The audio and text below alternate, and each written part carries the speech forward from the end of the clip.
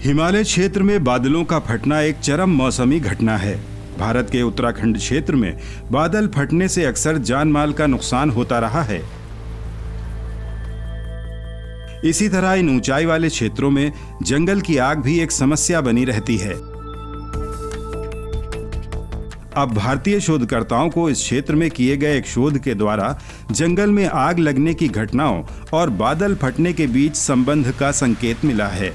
उत्तराखंड के श्रीनगर स्थित हेमवती नंदन बहुगुणा गढ़वाल विश्वविद्यालय और भारतीय प्रौद्योगिकी संस्थान कानपुर के वैज्ञानिकों ने इस क्षेत्र में 1 अगस्त 2018 से 30 जून 2019 तक क्लाउड कंडेंसेशन न्यूक्लियाई यानी बादल संघनन नाभिक की मात्रा का अध्ययन किया और पाया कि इन कणों की मात्रा फॉरेस्ट फायर के दौरान सबसे ज्यादा थी। ये कण बादल फटने की घटनाओं को बढ़ावा दे सकते हैं।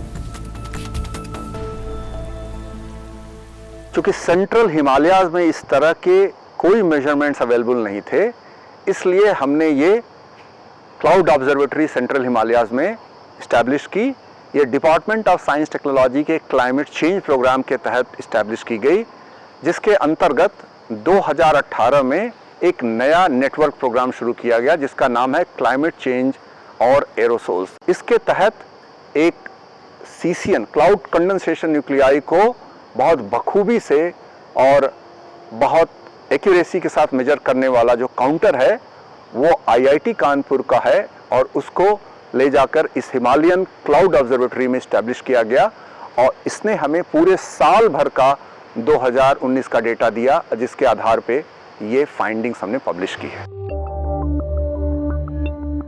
विज्ञान एवं प्रौद्योगिकी विभाग द्वारा वित्त पोषित जलवायु कार्यक्रम के तहत किए गए इस अध्ययन में शोधकर्ताओं ने पहली बार इन उच्च ऊंचाई वाले क्षेत्रों में विभिन्न मौसम परिस्थितियों में बादलों को बनाने और घना करने वाले केंद्रीय कणों यानी CCN की सक्रियता को मापा और बादल निर्माण और स्थानीय मौसम की जटिलता पर पड़ने वाले प्रभाव का अध्ययन किया। हेमवती नंदन बहुगुणा गढ़वाल विश्वविद्यालय कैंपस में मौजूद हिमालय क्लाउड वेधशाला में इन बूंदों को ड्रॉपलेट मेजरमेंट तकनीक CCN काउंटर से मापा गया। बादल संघनन नाभिक धूल, राख या नमक जैसे सूक्ष्म कण होते हैं जिन पर सुपर सैचुरेशन की स्थिति में जल वाष्प संघनित होकर कोहरे या बादल के बूंदों का रूप ले लेती हैं।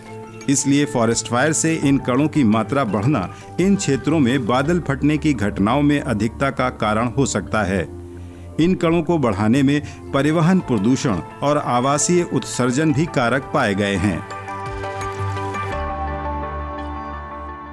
आपको समझना होगा कि जब आग लगती है तो कई तरह के पार्टिकुलेट मैटर उस आग से निकलते हैं, जिसमें सूट पार्टिकल होता है, ऑर्गेनिक एरोसोल होते हैं और कुछ और तरह के भी पार्टिकल्स निकलते हैं जो जब ऊपर जाते हैं हवा के साथ तो वो आपस में मिल जाते हैं। ये इस फाइंडिंग में दिखाया गया है क्योंकि जब फायर काउंट बढ़ा है तब CCN कंसंट्रेशन भी बढ़ा है और ये कई बार देखा गया है और ये नंबर बढ़ रहे हैं तो निश्चित तौर पे ये क्लाउड के स्वरूप को प्रभावित कर सकते हैं और शायद इनका क्लाउड बस्ट पे भी कुछ असर हो सकता है, जिसको और समझने की जरूरत है। यह अध्ययन शोध पत्रिका एटमॉस्फेरिक एनवायरनमेंट में प्रकाशित किया गया है।